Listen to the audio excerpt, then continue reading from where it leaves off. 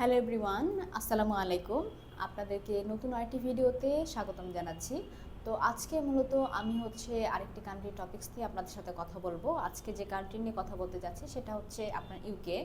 তো ইউকের জন্য মূলত আপনারা কিভাবে খুব সহজে ভিসা অ্যাপ্লাই করতে পারবেন এবং কী ধরনের সাপোর্টিং ডকুমেন্টস থাকলে আপনাদের ভিসা অ্যাপ্লাই করতে সহজ হবে। এছাড়াও ইউকেতে আপনার হোটেল বুকিং, ফ্লাইট বুকিং এবং আপনারা ইউকেতে কোথায় আপনারা বাঙালিরা হালাল খাবার পাবেন এবং ইউকের কোন কোন স্থানগুলোতে আপনারা ঘুরবেন। তো আজকের ভিডিওতে মূলত আমি এই টপিকসগুলো নিয়ে আপনাদের সাথে বিস্তারিতভাবে আলোচনা করব। তো নর্মালি ইউকে ট্যুরিস্ট ভিসার জন্য আপনার যেটা দরকার সেটা ইউকে কিন্তু আপনার শর্ট টার্ম ভিসা নিয়ে আপনারা যেতে পারবেন। তো এই ভিসাটা মূলত আপনার অনলি ফর ট্রাভেল এবং আপনার পর্যটন কিংবা আপনার ইউকেতে যদি কোনো রিলেটিভ থাকে আপনি সেখানে দেখা করতে যাচ্ছেন, তো এই ভিসাটা মূলত এই কারণে ইস্যু করা হয়ে থাকে। তো নর্মালি শর্ট টার্ম ভিসার মাধ্যমে আপনারা অ্যাপ্লাই করতে পারবেন এবং নর্মালি আপনার কিছু ডকুমেন্টস দিতে হবে, যেটার মধ্যে আপনার যে পাসপোর্ট রয়েছে এটা অবশ্যই আপনার 1 ইয়ার ভ্যালিডিটি থাকতে হবে এবং আপনার ছবি, এছাড়াও আপনার যে ব্যাংক স্টেটমেন্ট রয়েছে এই ব্যাংক স্টেটমেন্ট এবং ব্যাংকের যে সলভেন্সি সার্টিফিকেট রয়েছে এই ডকুমেন্টস। এছাড়াও যদি আপনার ইনভাইটেশন লেটার থাকে তাহলে এটা আপনার যে সাপোর্টিং ডকুমেন্টস আপনার ভিসা পেতে অনেকটা ইজি হবে।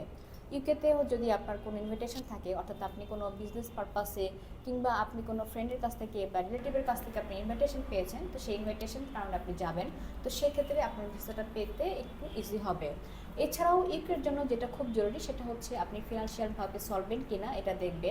তো সেক্ষেত্রে আপনি যদি আপনার ব্যাংক স্টেটমেন্টে পর্যাপ্ত পরিমাণ এরকম একটা অ্যামাউন্ট রাখতে পারেন, তো সেক্ষেত্রে আপনার ইউকের ভিসাটা পেতে আপনার খুব ইজি হবে।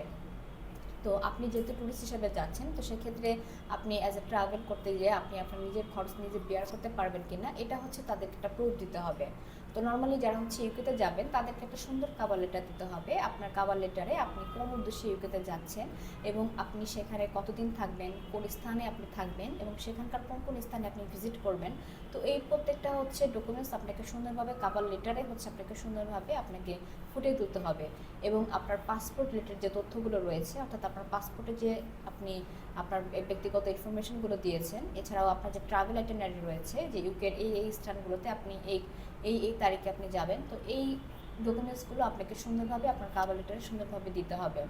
তো নর্মালি যারা ইউকে ট্যুরিস্ট ভিসার জন্য অ্যাপ্লাই করতে চাচ্ছেন, তো তারা দেরি না করে আমাদের হটলাইন নাম্বারে যোগাযোগ করতে পারেন। এছাড়াও আমাদের অফিস আছে, সেই অফিসে এসে সরাসরি যোগাযোগের মাধ্যমে আপনার গুরুত্বপূর্ণ তথ্যগুলো জেনে যেতে পারেন। ধন্যবাদ।